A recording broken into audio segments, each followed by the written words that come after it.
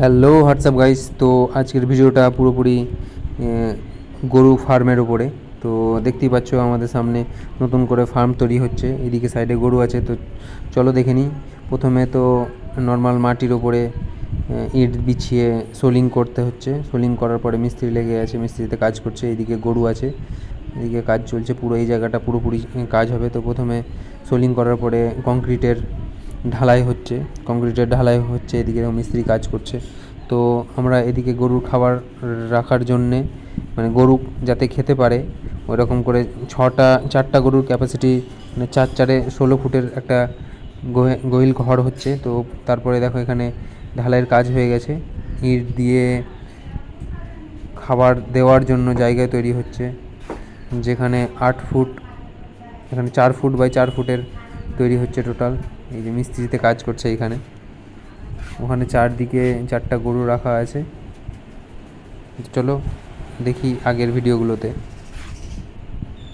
এখানে মোটামুটি কাজ শেষের দিকে, শুধু ডেটো হচ্ছে, সিমেন্টিং হচ্ছে। সিমেন্ট করার পরে হয়ে যাবে, মানে মেন যেই কাজটা হচ্ছে এখন। দেখো এখানে গরু যাতে খাবার ঠিকঠাকভাবে খেতে পারে নিচু করে রাখা আছে এল কাটিংয়ের, লম্বা করে। এই দেখো বক্স, এই সাইডে গরু আছে আর এই সাইডেও গরু আছে ডেয়ারি ফার্মে। তো মোটামুটি শেড রেডি হয়ে গেছে, গরু রাখার জায়গা তৈরি হয়ে গেছে। দেখতেই পাচ্ছ এই এই যে 6টা বানানো আছে, একটা জল, একটা খাবার, একটা জল, একটা খাবার। এখানে চারটা গরুর ক্যাপাসিটি, 4টা গরু রাখার ক্যাপাসিটি অনুযায়ী করানো আছে। যেখানে 4 ফুট বাই 4 ফুট, মানে 4×4 16 ফুটের শেড আছে। এটা নতুন করে তৈরি করা হলো, দেখতেই পাচ্ছ। দেখো এখানে দেখো, এর হাইটটা মোটামুটি নিচেই রেখেছি, যেখানে এখানে 18 ইঞ্চির গ্যাপ আছে।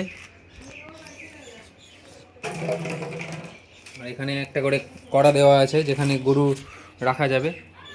প্লাস এই লম্বা করে চলে যাচ্ছে, এটা পুরো কংক্রিট আছে। এখানে ম্যাট বসাবো, এই জায়গাটায় ম্যাট বসাবো, দেখতেই পাচ্ছ একদম নতুন করে।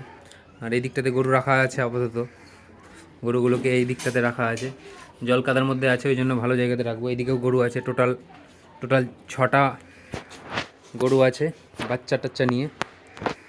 আগের ভিডিও